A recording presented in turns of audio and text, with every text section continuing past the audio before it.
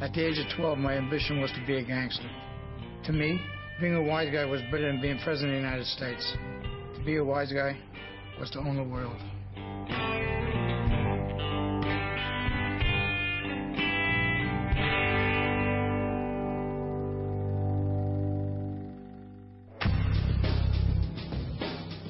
This is Henry Hill. Henry spent half his life running with one of the most violent mafia gangs in America, having to do whatever was asked of him to survive. His life in the mob was made infamous by Martin Scorsese's gangster classic, Goodfellas. Goodfellas is widely regarded as the most unflinching portrayal of life in the mafia ever made, and this scene of a brutal mob slaying actually happened in front of Henry Hill.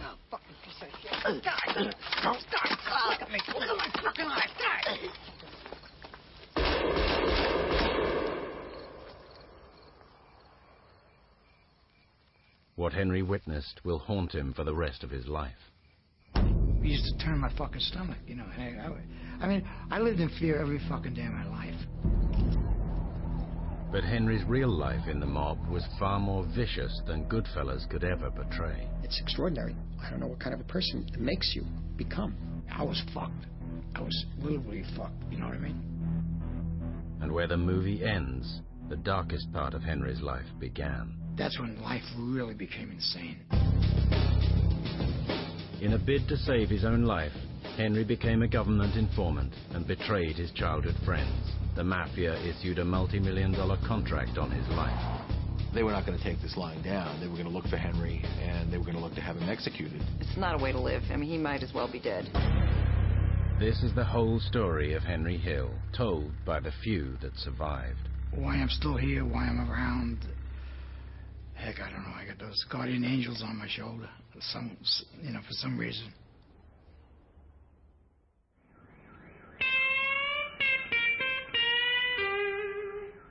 This is Pine Street, Brooklyn, New York, childhood home to Henry Hill. During the 1950s, this was a thriving, tight-knit immigrant community. It was a middle-class, blue-collar neighborhood. You know, everybody knew everybody on the fucking block, and, they knew everybody's cousins and uncles and where the fuck they came from. Henry was one of 7 siblings born to an Italian mother and a hard-working Irish father. I felt out of place at home, and I was always getting in trouble with my father. I mean, I could never do the right fucking thing. He would do things that would invoke the anger of my father. He used to kick the shit out of me all the fucking time. But I deserved it. You know, I mean, I really did. I mean, sometimes I used to do it to spite him, you know what I mean? Just to fucking spite him. Henry felt equally distanced at school, where undiagnosed learning difficulties gave him an outsider status. Dyslexia, hyperactivity, ADHD, attention deficit disorder, these weren't diagnosed. They thought I was a fucking goof-off, you know what I mean? They thought I was doing it on purpose. I mean, I couldn't fucking read. It would have been a rare person who would have risen above those things. And Henry wasn't that rare person. There were elements in his family life that were problems with his father. And I think, to a certain extent, he looked for his father to other men who behaved differently. When a cab stand run by Paul Vario, a high-ranking member of a mob family, opened across the street, Henry was transfixed. Across the street from my house, with the fucking Cadillacs and diamond rings and then fucking wads of $100 bills and bimbos on each arm, and it was intoxicating. For whatever reason, I guess because of Henry's charm, they took a shine towards him. And they patted me on the fucking back and gave me fucking 5s and 10s. And that day, in the 50s, that was a lot of fucking money. He became a member of the crew, just as the movie shows, when he was a young kid. At 13, I was making more money than most of the grown-ups in the neighborhood. I mean, I had more money than I could spend. I had it all.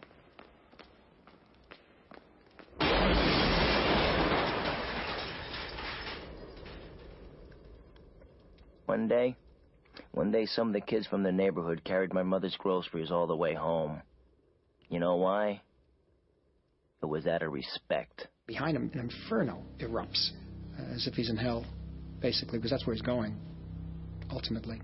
When he first started earning money and he would try to give gifts to my mother and my father, they would never be accepted, not $1. So he would try to demean, well, I make more in a week than you make all year, you know, during a holdup or robbery or whatever. These things broke my parents' heart. I thought it was a fucking game, you know. Here, take this fucking pistol, shoot a fucking window a couple of times, you know. Ping, ping, ping. I mean, it was exciting, you know. It was intoxicating. Henry didn't realize he was becoming involved in one of the New York Mafia's most violent crews, run by Paul Vario, a capo or captain in the Lucchese crime family. He treated me better than he treated his own sons. I mean, I love the guy, you know what I mean? I did. Paul Vario is probably one of the most frightening people I've ever been around. He had an aura of menace about him that was quite remarkable, but the Paul Sorvino characterization didn't pick it up at all. In Goodfellas, Paul Vario was played by Paul Sorvino. The portrayal was of a brooding fatherly figure. In reality, Vario was capable of acts of brutal violence. It was on these streets that Vario would reveal his true nature to an impressionable Henry Hill. Must have been 13 years old, and took the fucking baseball bat out of the back of the fucking car, walks in the fucking bar, and I could see it, you know, from where I was. And he starts hitting the fucking barmaid with the fucking baseball bat. I mean, beating the shit out of this fucking woman, you know, broke a fucking collarbone. She ratted on him that he was going out with it, you know, to his fucking wife or some bullshit, you know. It was just, you know, stupid shit like that. But I mean, fucking holy fuck, because, you know, I never seen that part of him, you know, at that point. You know, and then I started to realize, you know, these fucking guys are fucking gangsters. Yeah, I mean, you know. But, you know, I kind of knew when I didn't want to know. I knew when I didn't want to know, you know what I mean? I didn't want to see it. Sometimes I had to see it, you know. Once I crossed that line as a kid, I didn't want to go back. I was spoiled. I was greedy. You know, I think back sometimes, you know, why did I stay? Through Paul Vario, Henry would befriend Jimmy Burke, a gangster far more unstable and psychotic than Goodfellas could ever show. The film actually kind of softened him up. I wouldn't want to see what he was capable of. Let me put it that way. Together they would pull off an audacious heist that would finally earn Henry the underworld respect he craved. It's my payday, you know? This is Henry Hill. His early life in the Mafia was the basis for Martin Scorsese's gangster classic, Goodfellas. You know, it's very hard for people in that world to make a straight living. It's very hard for them to do it. It's like an addiction. Craving money and power, a teenage Henry Hill had chosen to run with one of the most violent Mafia gangs in New York, run by Paul Vario, a capo in the Lucchese crime family. It's a very evil environment where people are concerned about what their next score is going to be and whether they're going to get killed. Through Vario, Hill would meet two of the most psychotic gangsters in New York, far more brutal than the movie could ever portray. Tommy was just a fucking loose horse, a fucking homicidal fucking maniac. While showing Henry the path to underworld respect, they would entrench him in a violent life that he would never escape.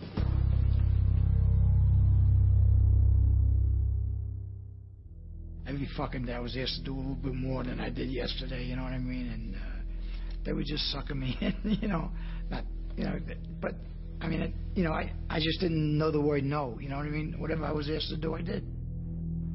Sensing his inevitable fate, Hill made his first of two ultimately doomed attempts to escape the clutches of the Mafia.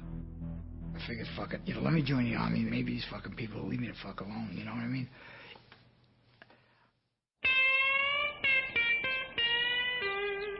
On June the 11th, 1960, Henry Hill joined the U.S. paratroopers stationed in Fort Bragg, North Carolina, 500 miles away from Vario's crew. It was sort of a feeble attempt that he would make periodically throughout his life to distance himself from this gangster way of life. I don't know, maybe I was bored with that fucking shit, you know what I mean? You know, I was ready to move on in my life and didn't know how. However, Henry's life of crime was already far too ingrained. It's very hard for people in that world to live what you would say a more straight existence. I got in a lot of trouble in the army. I had a couple of court-martials, you know, drinking and just fucking carrying on, fighting the Marines. He started to resume some of his criminal activities that he learned in Brooklyn, such as gambling, shylocking. He was lending people money. After spending 2 months in a military stockade for fighting and stealing a sheriff's car, Private Hill was discharged from the U.S. Army. When he had a bad run with the Army, he went back to the welcoming arms of the Vario crew, and he found a home there. It was right there, you know, and they were always glad to see me come home, and, you know, then it was a lot different, you know what I mean? Then it was the real fucking deal. Henry's return to mafia life was sealed when he met Jimmy Burke, played by Robert De Niro in Goodfellas. However, De Niro didn't portray the true brutality of the real Jimmy Burke. He was a maniac. He was a fucking maniac. And people knew that they couldn't cross that fucking line with him. You crossed that fucking line with him, you were dead. And you didn't get a second chance. You know, he'd dash you to fucking death, you know, take you to dinner, and then fucking kill you, you know, for dessert. I mean, that was Jimmy. With his fearsome reputation, Burke was Hill's ticket to money and underworld respect. Somebody like Jimmy the Gent was a terrific mentor. He would teach you how to pull burglaries, robberies, big holdups, how to deal in cocaine, how to deal in heroin. He knew the ropes. No matter what it was. I mean, if it was fucking dealing in stocks and bonds, or fucking or hijacking a truck, or fucking whacking somebody, you know what I mean? Jimmy, he had the answers, period. In the mafia, the key to respect was earning big money, and Jimmy Burke showed Henry the way when he introduced him to JFK Airport. When Burke was finally arrested, he was flying in a plane over JFK Airport, and he looked down, he smiled, he said, "One day all that was mine." By the early 1960s, over $30 billion worth of freight was passing through Kennedy Airport every year. Burke taught Hill the art of hijacking the cargo. Jimmy's main thing was hijacking trucks out of the airport. Sometimes we'd steal 2 fucking trucks, 3 trucks a fucking day out of there. You know, and we had warehouses, and we had fucking forklifts, and we had fucking, I mean, we had it down to a fucking science. Hijacking airport cargo had become such a problem that the US government made a film warning freight companies of the mafia's activities. The hijackers easily ply their trade and too often successfully avoid apprehension. Sergeant, I just lost one of my trucks in Brooklyn. The film was too little, too late. The mafia already had a vice-like grip over the airport, with people at every level on the payroll. We had the fucking shop stewards, the fucking, you know, the bosses of the fucking union. You know, they were fucked. It was all connected. I mean, the drivers knew they were getting hijacked. The hijackers knew the drivers. Sometimes they're even related. And those who couldn't be bribed were forced into silence through intimidation. They got away with it because people were afraid. People were terrified. They were literally fucked, seriously. They didn't, what do you get killed? You know what I mean? They'd find them in the fucking trunk of a car somewhere. Once Hill had mastered the art of hijacking trucks, Burke helped him plan a heist that made him in the eyes of the mafia. It was a major deal, and I think that in that sense, Henry earned respect. In 1968, Hill learned through an airport insider that $500,000 in cash was being stored at the Air France depot at Kennedy Airport. But there was a problem. Hill informed his mentor, Jimmy Burke, about a straight-shooting guard who stood in between them and the cash. Together, they hatched a plan to relieve the guard of his keys. The way they did it, they spent many weeks looking over the guy who was in charge of this operation and found out what his weaknesses were. And as I recall, his weakness was pornography and prostitutes. After getting the guard very drunk, Hill and Burke drove him to a motel where the hooker they had hired was waiting.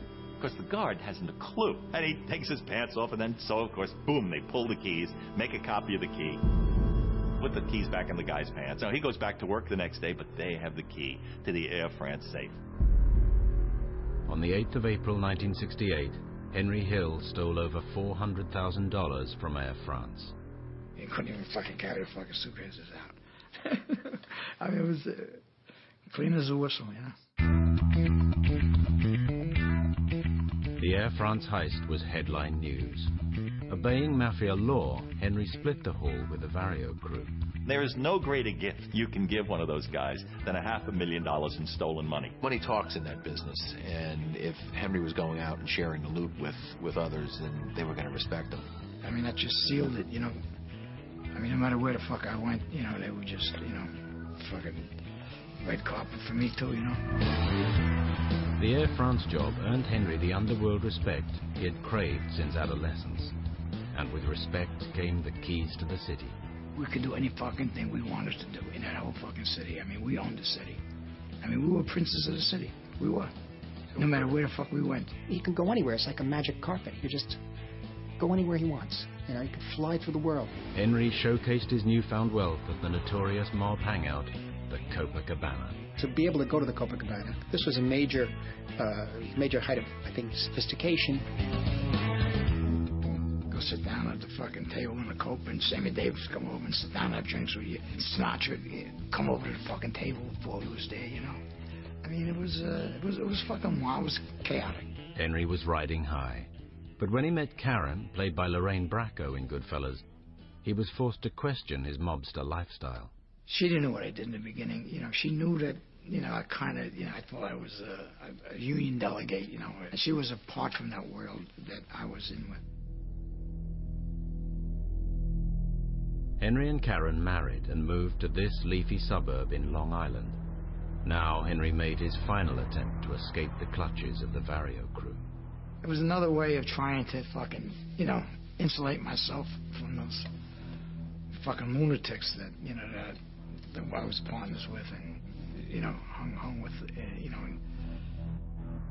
Desperate to become legitimate, Henry bought the Suite, a supper club in Queens, New York. It looked for a moment like he might actually become a restaurateur and a bar owner. That lasted just a matter of months. He just couldn't, he was drawn back in. He just fucking followed me, you know. And the place, you know, the place thrived and became the fucking headquarters. Within months, the Suite was a mob hangout, full of the people Henry had tried to escape. One of the regulars was Tommy DeSimeone, played by Joe Pesci in Goodfellas. Tommy was just a fucking loose horse, a fucking homicidal fucking maniac, you know. The film actually fucking, you know, kind of softened him up. It gave him enjoyment to break somebody's wrists,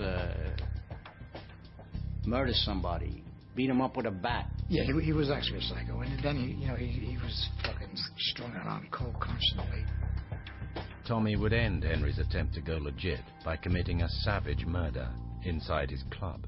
One night, it was really late, and a guy by the name of Billy Batts was in there. He was a made organized crime figure, very important kind of guy.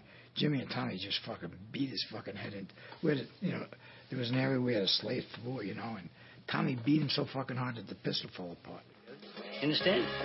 Yeah. Get the door!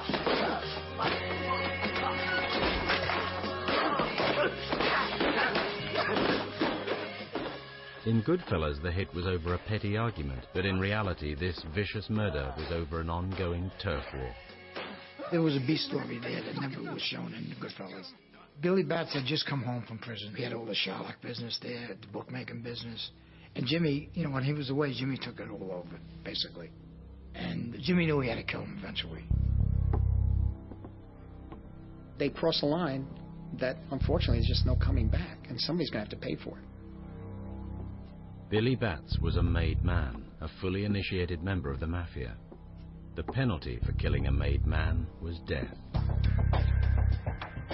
To ensure the body was never found, they threw Batts into the trunk of Hill's car and drove to Pennsylvania to dig his grave. On the journey, Hill made a chilling discovery.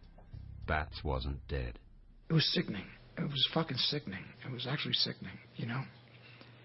And then we opened the fucking trunk, and, you know, he looked at me, he says, Henry, you know, and he just backed the fuck up, you know. They didn't actually shoot him. They just fucking stabbed him 30 or 40 fucking times. Fucking horrible.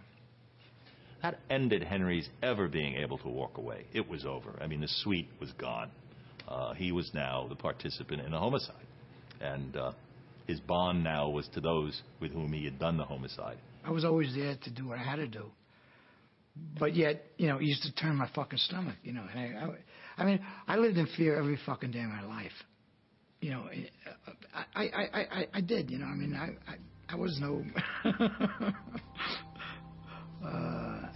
You know, I didn't like the violence involved. You know, but you know, if I showed any sign of weakness, I know I'd get fucking killed. Henry's dreams of escaping were over. He was back working in Vario's crew, having to do whatever was asked of him to survive.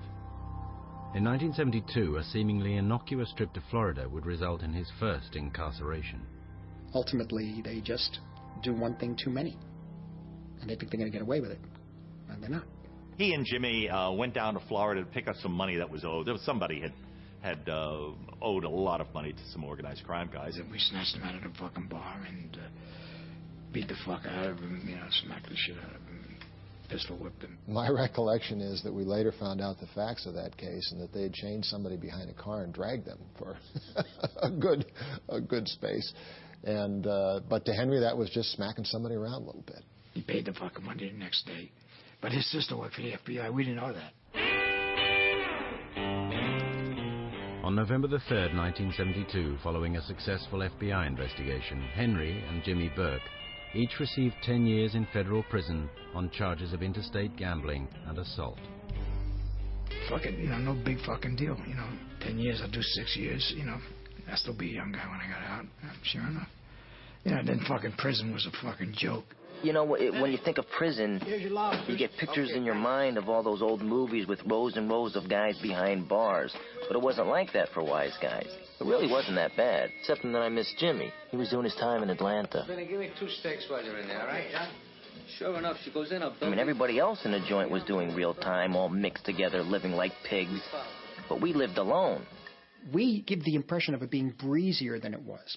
To add to the irony of it, with the music that's playing and that sort of thing and getting lobsters. But this was where we had guards who told us this is the reality, too. I mean, it was all there. It's all there. I mean, there's certain people who were privileged. Hill's privileges were paid for by bribing the guards, and that meant earning on the inside. Hill turned to fellow inmate Paul Mazzy, who showed him how much money could be made dealing narcotics. They used to joke to us, you fucking stupid fucks, you fucking around with trailer trucks, we'll fucking give you 2 shoeboxes full of fucking heroin, and it's 10 times as much money as you make off 10 fucking trailers. You know, sounds like a pretty fucking good idea. That starts to eat away, and money always corrupts. Corrupts the corrupted. It was a turning point for Henry. By selling narcotics, Hill was breaking a sacred mafia edict that was punishable by death. The reason that they have the edict is not because they have any moral compunctions about the use of narcotics or selling narcotics. It's because the experience going back to the 50s and 60s is that drug dealers turn on the higher-ups, and the higher-ups in the organized crime families wanted to ensure they wouldn't be the victims of their underlings who got caught selling drugs. It was too easy, you know what I mean?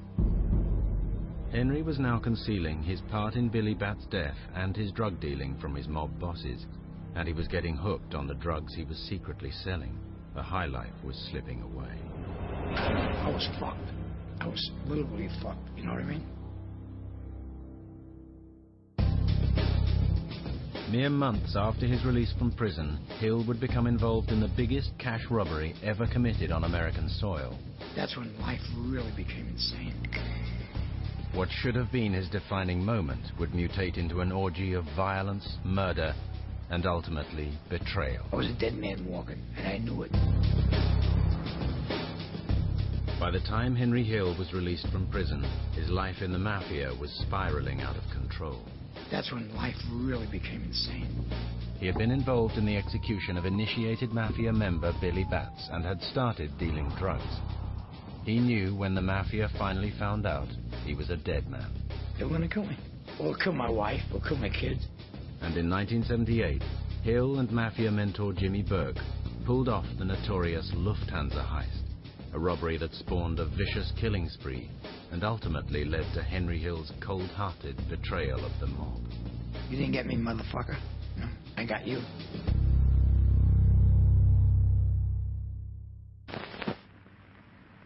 On Sunday, the 11th of December, 1978, Jimmy Burke's crew, acting on a tip-off from Henry Hill, pulled off the largest cash robbery ever committed on American soil. 5 heavily armed and masked men today fled with an estimated $3 million in cash and $300,000 in jewelry from the Lufthansa Airlines cargo hangar at New York's Kennedy Airport.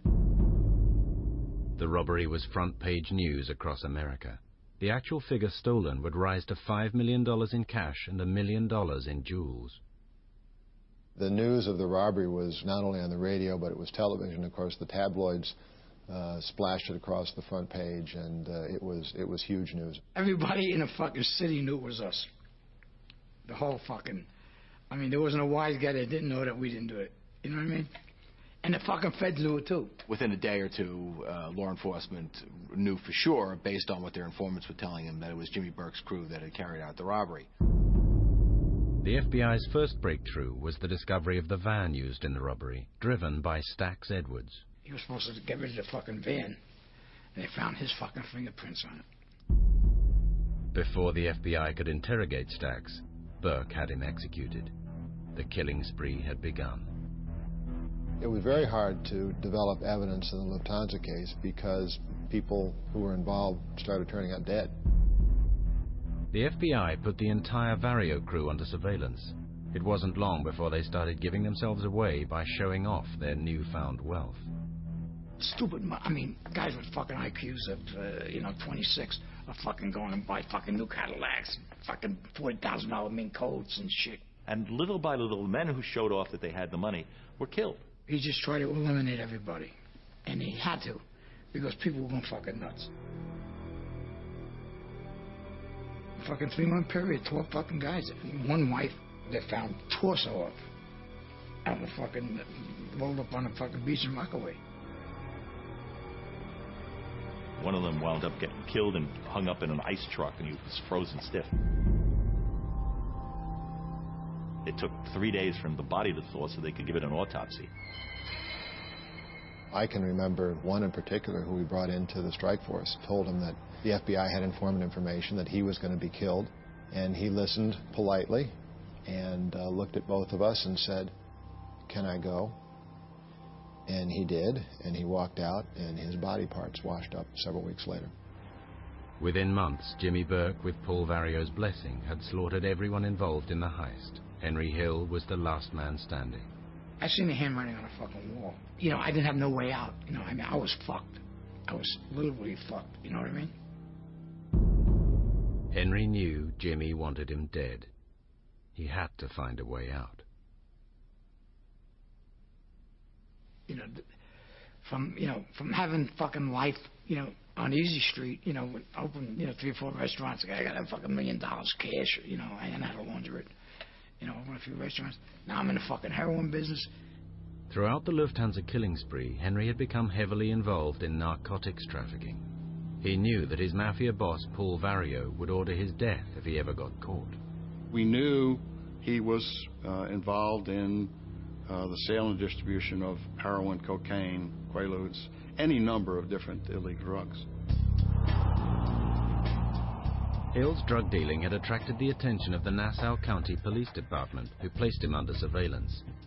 With Vario, Burke, the FBI, and the police closing in, amazingly, he would find a way to make his problems even worse. Very quickly, he began to snort heroin, became addicted to heroin, became addicted to cocaine, and his judgment was pretty cloudy in those days. He wound up putting a lot of drugs out on the street and didn't get paid for it. Couldn't remember half the time who we gave what to. I got so fucking wacky on drugs. I mean, not wacky. I mean, I was able to function, but I was, strung out on, you fucking name it, I was strung out on it. The anxiety and the pressure that he's feeling, I think, are really so evident the way Scorsese shot the scene.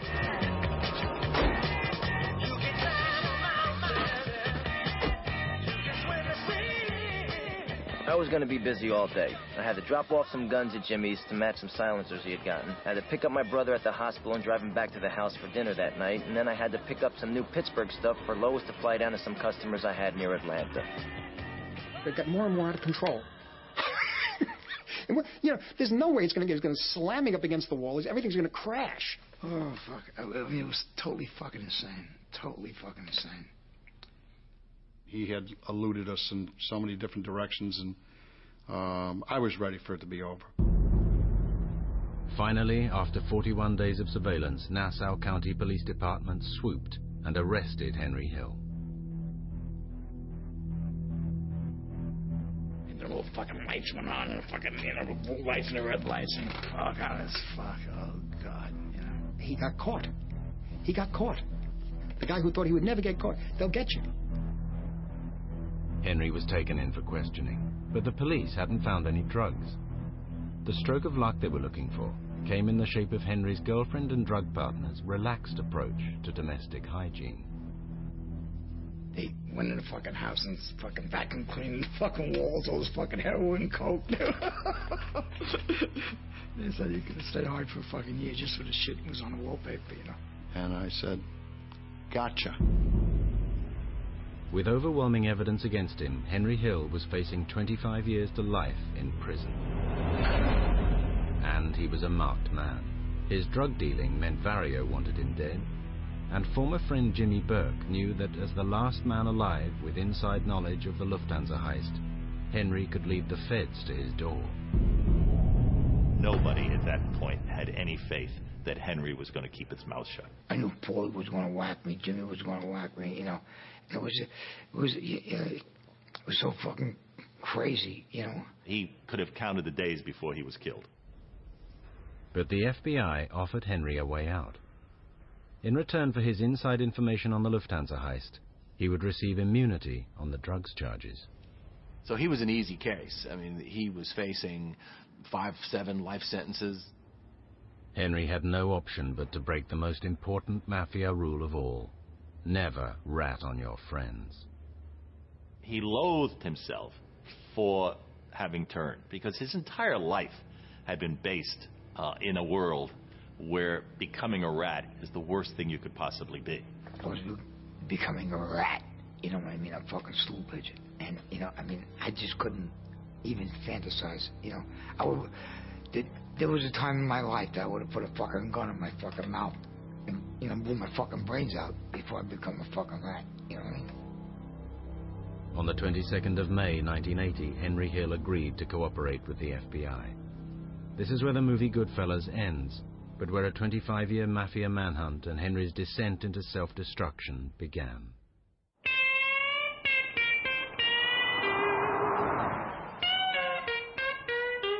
Hill and his family were moved by the U.S. Marshals to Omaha, Nebraska, to begin their new lives in the Witness Protection Program. The first night he was in the program and lying in his house in absolute silence in the dark, he said, I was scared out of my mind. Not that the guys from New York were gonna come get me. It's I can't do this normal thing. It was a culture shock. Seriously, it was. They chew tobacco and they spit, you know what I mean? And they talk fucking funny, you know what I mean? They do. It's like a different country. Henry had to assume a new identity that would enable him to travel back to New York to begin his debriefing. He chose Martin Lewis, insurance adjuster. I'd be gone all the time. I'm investigating an arson in fucking Boston and, this and that, And they fucking believe me,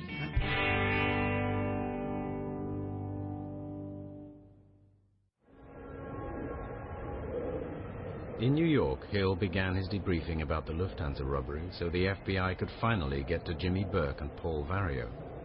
But his free-roaming testimony inadvertently incriminated other mafia members. I just told the fucking truth, and every time I told the truth, it opened another fucking can of worms, and, and it started another investigation and another fucking case, and I had no idea that this was going on. We were able to make some significant cases and develop all sorts of other evidence that led to other investigations and prosecutions.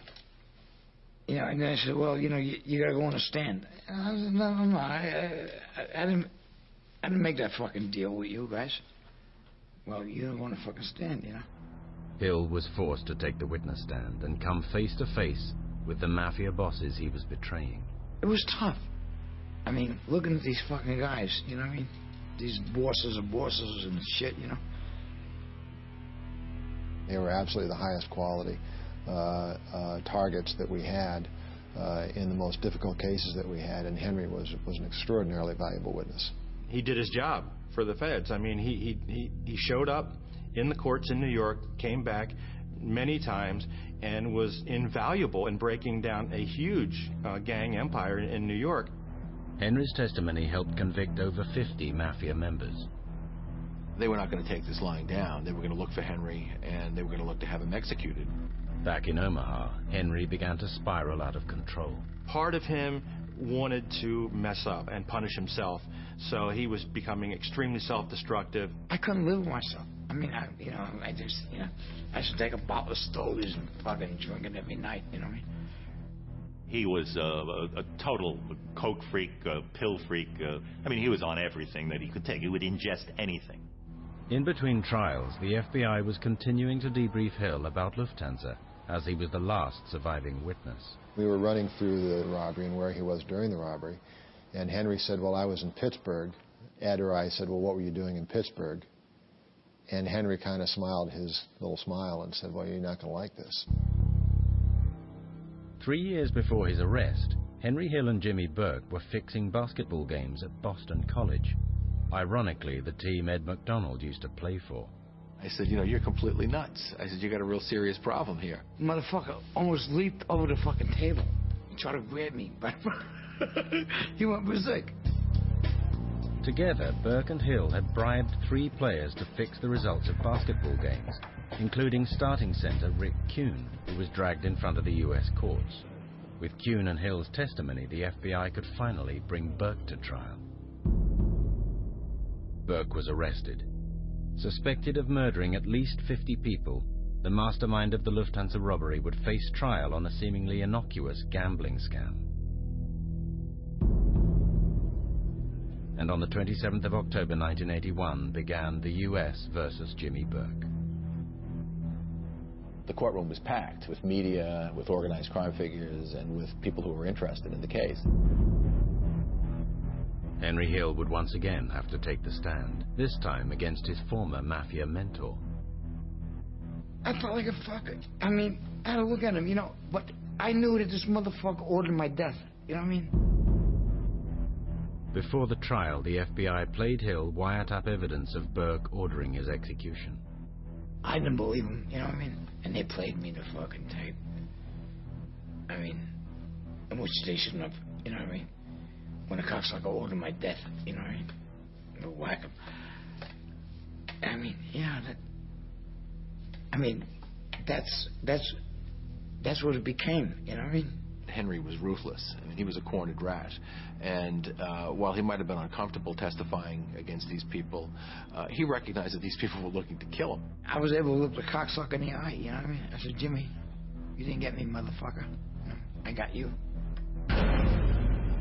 Jimmy Burke was convicted and would spend the rest of his life in prison.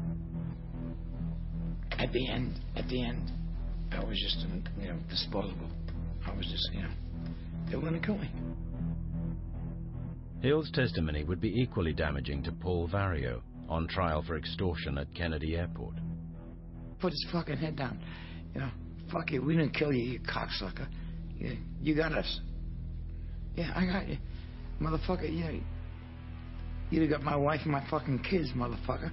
You know what I mean? I knew what they were capable of. You know, I mean, I've seen it all my life growing up. Henry's testimony helped convict Paul Vario.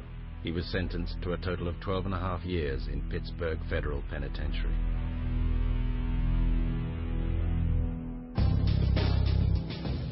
Behind bars, Jimmy Burke organized a relentless campaign to have Hill found and executed.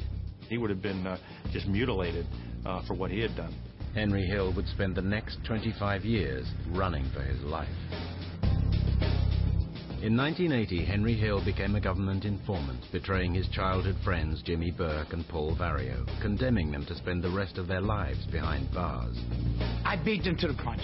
You know what I mean? I did. Burke had issued a multi-million-dollar contract on Henry Hill's life. There would be plenty of takers. They were going to kill me.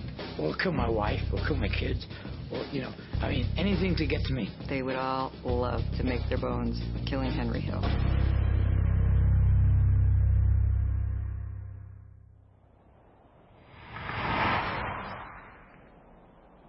Henry Hill had been secretly moved to Omaha, Nebraska, and placed in the witness protection program to safeguard him from mafia reprisals. It worked out for me. I mean, they knew what the fuck it was. It was a big fucking deal back in 1980, you know. Being a rat, you know, I mean, I was the first fucking guy, you know. He was clearly in a great deal of danger. His family was in a great deal of danger. In 1981, through a government informant, the FBI received the news they had been dreading. Burke was closing in. Burke had somebody that told him where Henry was allegedly at. They notified us and we don't take chances. We moved him out. Phone rang. Show some clothes in your fucking bag. We'll be there. We're outside right now. I believe he had about 24 hours. Gotta go. Throughout the 80s, Hill and his family were moved repeatedly by the U.S. government. The threat of mafia execution was ever present. He was in a great deal of danger, and this contributed in many ways to his alcoholism and his drug addiction. He became highly addicted to cocaine and heroin and you name it. And Henry's drug addiction was about to lead him into the arms of the mafia.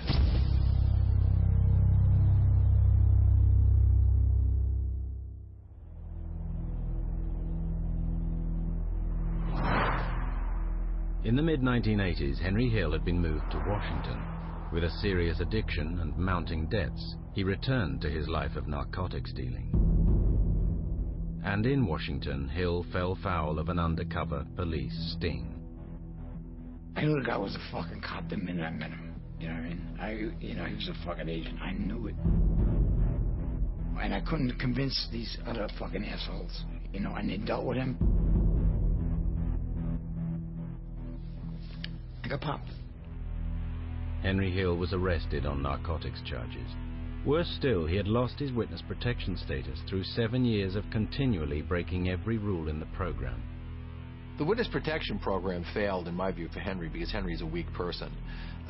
He wasn't able to discipline himself and to change his life. Passing bad checks and calling home back to New York, you know, which was a no-no. That was forbidden. Don't use the phone. Go fuck yourself. You know what I mean? Fuck out of here. It's not so much that the program failed Henry as that Henry failed himself. And his usefulness for the government at that point was pretty much at an end. He had already given up everything he had to offer to negotiate. He had nothing left. It was a strong case. He went to trial. He was convicted. Things couldn't have been worse for Hill. Awaiting sentencing, he was sent to Terminal Island in California, a prison populated with mafia inmates. When he arrived, he found out that there were members of the East Coast Mafia who knew who he was and what he had done to their guys back east. They were doing time there, you know. They were doing life sentences and fucking 20 years and all this other fucking shit. Well, they tried to kill me. 2 attempts were made on Hill's life. And though his usefulness to the government was over, Ed McDonald came to his rescue one last time. I wrote a letter because I thought it was only fair to talk about the convictions and the cases that he had contributed to. The judge waved the letter in front of the prosecutor and said that because of what Henry had done and because of the pressures that he was under, he was going to sentence him to a probationary sentence. I had to do another year in drug rehab, and they sent me to this fucking, place where I, supposedly got rehabilitated. Finally, Hill received some good news. Wise Guy, his autobiography, co-written with Nick Pileggi, was to be made into a Hollywood movie. Scorsese called me. He wants to do a movie. Get the fuck out of here. Yeah. He's going to give you $500,000. I say, okay. Not a fucking payday, I mean, seriously, $500,000. Henry had to work hard for his money. Robert De Niro constantly phoned him for advice on how to perfect his portrayal of Jimmy Burke. Ironically, the man who wanted Henry dead. He's on the fucking phone constantly. I mean, like fucking 7-8 times a day. He wouldn't leave his fucking trailer without talking to me twice. Jimmy needed it. How did Jimmy hold a cigarette? I thought he was a fucking nut job. When filming had finished and De Niro had left Henry alone, he was smuggled onto the Warner Brothers lot for a secret screening of Goodfellas. I mean, how could you imagine yourself, on a fucking big silver screen, you know what I mean? And it was me, you know what I mean? This fucking kid nailed it. I had a lot of fun. I had, I had a lot of money and all that fucking, insane fucking shit. But yet, at the end of the fucking night, I slept with a pistol in my fucking pillow. Throughout the making of Goodfellas, the threats on Hill's life and his life on the run continued. But the main threat ended on the 13th of April 1996, when Jimmy Burke died of lung cancer in prison. It was a fucking relief, you know what I mean? And the same with Paulie when he died. You know what I mean? It was a fucking relief because I knew, well, Paulie I knew wouldn't kill me. You know what I mean? Paulie wouldn't have killed me. But I knew Jimmy, on his fucking deathbed, I'm sure that he said, make sure you get fucking Henry. You know what I mean? I knew Jimmy. When Burke died, that was the end of the fear of New York. But that was far from the end of his problems.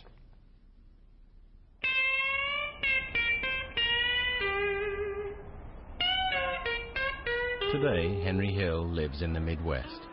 He and Karen are divorced. The money from Goodfellas is spent, and he makes a living as a chef in a small Italian restaurant. For the most part, he never breaks a promise unless it has to do with alcohol. And if it has to do with alcohol, he'll break it. I'll say this to this fucking moment. I mean, I don't like being sober. I don't. I've heard him that many times. All I really want to be from here on out is the best damn drunk in the world. He is plagued by his addictions and haunted by his former life. Living a lifestyle where he lived by a code and broke it, I'm sure came into it. He also continues his life of crime. This last deal, he goes through the security at the airport with drugs in his carry-on bag. I mean, how dumb is that? I think what you see of Henry today is what you'll see of him the rest of his life. He'll be in and out of trouble. I don't believe he can ever turn his back on it. Is it possible that Henry will find redemption and walk the straight and narrow? Stranger things have happened. He's getting near the end now, and it's quite possible that as he looks at his final days, he might get religion, but I wouldn't bet on it. I'm on borrowed time, and I'm happy. I am. Believe it or not, I mean, it's fucking as sick as it sounds, and as fucked up as my life was and is and is going to be, probably.